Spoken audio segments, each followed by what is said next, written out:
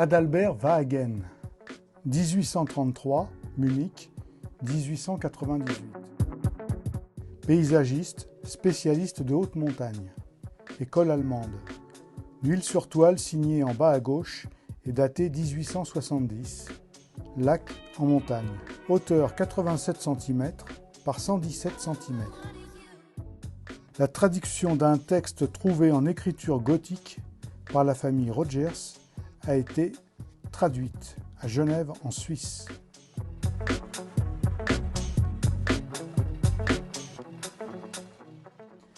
Adalbert Waagen, peintre paysagiste né le 30 mars 1833 à Munich, mort le 15 avril 1898 à Berchtesgaden, issu d'une vieille famille d'artistes fortunés, il embrasse la carrière de peintre paysagiste après sa maturité.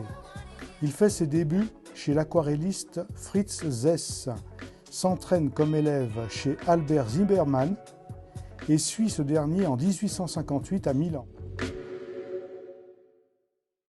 À cause de la guerre en 1859, la récente académie, fondée par l'archiduc Maximilien, le futur empereur du Mexique, est mise en danger.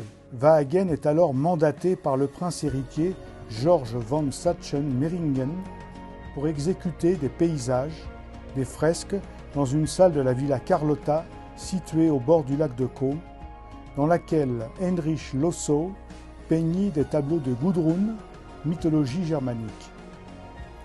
Lorsqu'il termine ce travail, Waagen fonde à Munich en 1860, dans la maison de son ami Karl Millner, 1825-1895, son propre atelier et entreprend avec Hermann Grüger et d'autres élèves de fréquents voyages d'études dans les montagnes de Bavière et du Tyrol, suivis d'un voyage plus long à travers Cologne.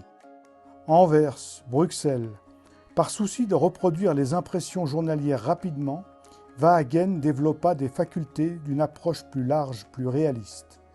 De ce fait, il sortit du cadre historique des préoccupations artistiques pour regarder la nature avec une liberté objective et reproduire la réalité, l'ambiance et les couleurs fidèlement. Il développa son propre style qui gagna l'admiration du public, son nom devint célèbre. À cette époque, Waagen rejoint la joyeuse association des artistes Jung Munich, qui se démarquait par des carnavals et des fêtes aux côtés de Otto Stoeger, Theodor Piris, le compositeur Georges Kempfetzer, Jeanne et beaucoup d'autres. Waagen prête ses talents de chanteur et d'acteur.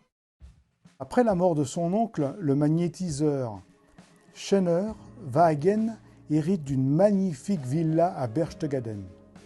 Il déménage avec sa jeune épouse en 1869 dans l'atelier situé à côté avec vue sur le Watzmann.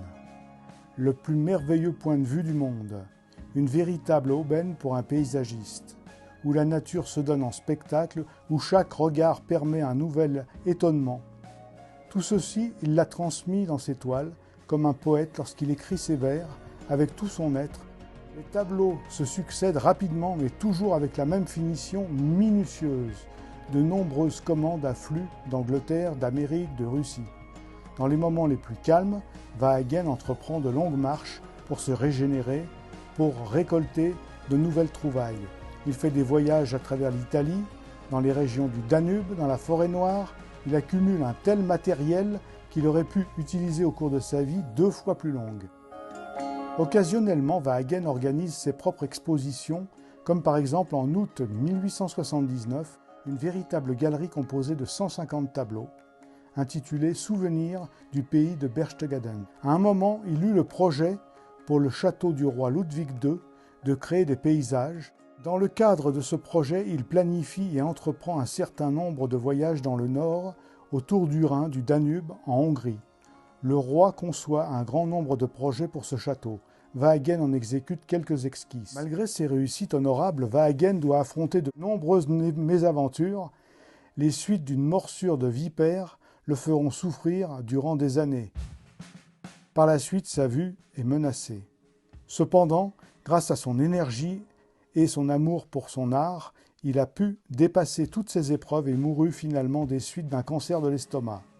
Il obtint au cours de sa vie un grand nombre de reconnaissances, reçut des titres, dont celui de professeur. Berchtesgaden le nomma citoyen d'honneur. Beaucoup de ses œuvres ont trouvé des acheteurs. Son grand tableau Die Ruine Kuhbach, près de Bolzano, qui représente un paysage au crépuscule, fut acheté en 1898 par l'État de Bavière pour la nouvelle pinacothèque.